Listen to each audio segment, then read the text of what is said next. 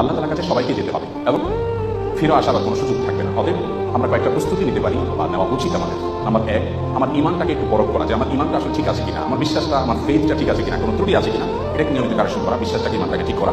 Number 2, ভালো কাজ দিয়ে গোটা জীবনকে সাজাবার চেষ্টা করা, যে আমার প্রতিটি কাজ হয় ভালো নয় মন্দ, হয় নেকামল হিসাবে গণ্য হবে না বদামল হিসাবে গণ্য হবে। মিজানে পাল্লাতে দুইটা অপশন আছে, থার্ড কোনো অপশন নাই। আমি যেটাই করি না কেন আমার প্রতিটি মুহূর্ত হয় আমার ভালো কাজে গণ্য হবে, আমাদের মন্দ কাজে গণ্য হবে। অতএব এই বিবেচনাটা সবসময় করে হিসেব করে চলা। নাম্বার 3, সবসময় তওবা করতে থাকা। আমরা মানুষ ভুল হতেই পারি, অতএব প্রতিনিয়ত তওবা করে করে কারেকশন করে নতুন করে পথ চলা শুরু করা। নাম্বার 4, মৃত্যুর স্মরণটা বেশি বেশি করে করা, যত বেশি মৃত্যুর স্মরণ মৃত্যু নিয়ে ভাবতে পারবো। বিশেষ করে কবরস্থানে যাওয়া, মাঝে মধ্যে কোনো মানুষ মারা যায়নি, তারপর আপনি কবরস্থানে চলে গেলেন, আপনি যদি কবর জিয়ারত করার জন্য কিছুক্ষণ দাঁড়ালেন, তাদেরকে সালাম বিনিময় করলেন, আপনার ভিতরে ভাবোদয় হবে যে আমাকে একদিন আসতে হবে এই জায়গাটাতে।